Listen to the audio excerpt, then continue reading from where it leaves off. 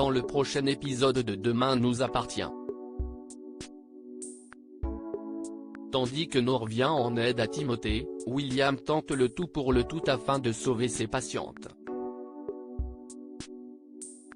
Justine, de son côté, fait ses premiers pas de serveuse, et Olivier se venge de Maxime. Capture d'écran TF1. Attention, les paragraphes qui suivent contiennent des spoilers sur l'épisode de Demain nous appartient diffusé demain soir sur TF1. Si vous ne voulez rien savoir, passez votre chemin.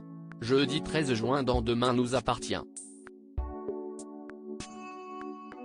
Afin de sauver les sœurs Lazari, William tente le tout pour le tout à l'hôpital. Sandrine confie sa peur de perdre sa sœur à Leïla. Siesti alors qu'elle aperçoit les doigts de Victoire bouger et le fait remarquer à l'infirmière qui se précipite pour prévenir les médecins. Victoire est effectivement sortie du coma, mais son état reste très inquiétant selon William, tout comme celui de Sandrine d'ailleurs. Les antibiotiques ne font pas effet et William est dans l'impasse.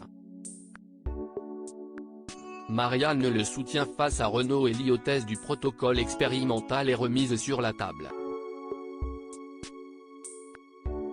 Même s'il existe des effets secondaires et que des patients sont décédés de crise cardiaque, est leur seule option. Marianne pense qu'il faut le tenter et William décide de ne pas attendre le feu vert de Renaud. Il fait part de cette option aux deux sœurs Lazari et leur présente les risques. Et entre un mort certaine et une mort possible, Victoire et Sandrine décident d'accepter le protocole expérimental. William le leur administre et leur explique que des résultats devraient être visibles d'ici 24 heures. Nour vient en aide à Timothée sur la plage. Thomas trouve Timothée dans la réserve de la Paillote et s'inquiète en comprenant qu'il a passé la nuit ici et qu'il a sûrement la méningite. Il souhaite donc l'emmener à l'hôpital ou prévenir son père, mais Timothée refuse et assure que son père est mort. Thomas finit donc par appeler Nour et l'adolescente parvient à persuader Timothée de vaincre sa peur de l'hôpital en lui avouant qu'elle l'aimait et qu'elle ne supporterait pas qu'il meure. Timothée est alors pris en charge par Marianne et cette dernière finit par apporter de bonnes nouvelles à Victor, son fils n'a ni la méningite, ni la grippe.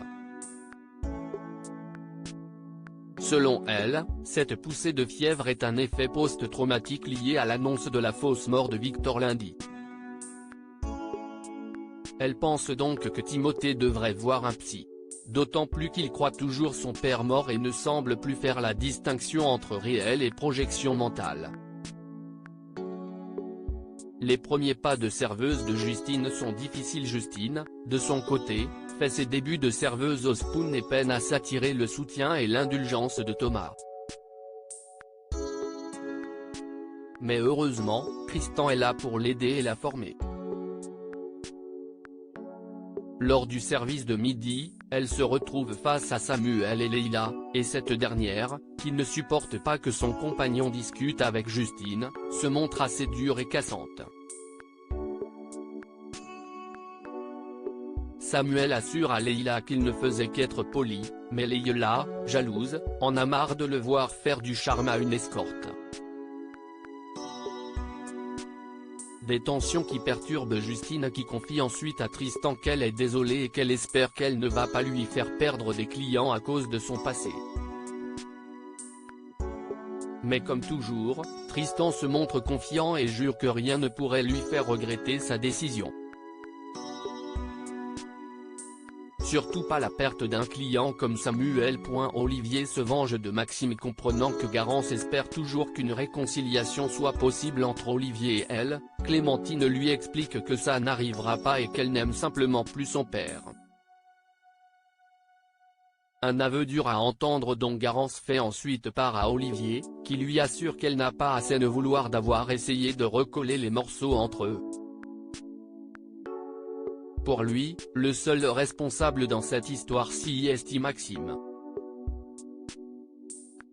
Alors une fois au lycée, alors qu'il surprend une conversation entre Bart et Maxime au cours de laquelle ce dernier avoue stresser à l'idée de ne pas avoir d'assez bonnes notes au bac et un assez bon dossier pour entrer en prépa maths sup, il se permet de jouer la provocation et lance à Maxime qu'il n'a de toute façon pas le niveau pour la prépa.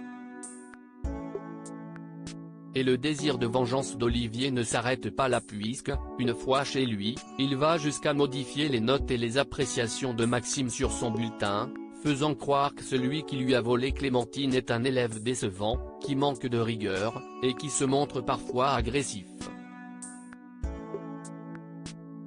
De quoi anéantir toutes ses chances d'accéder à maths sup.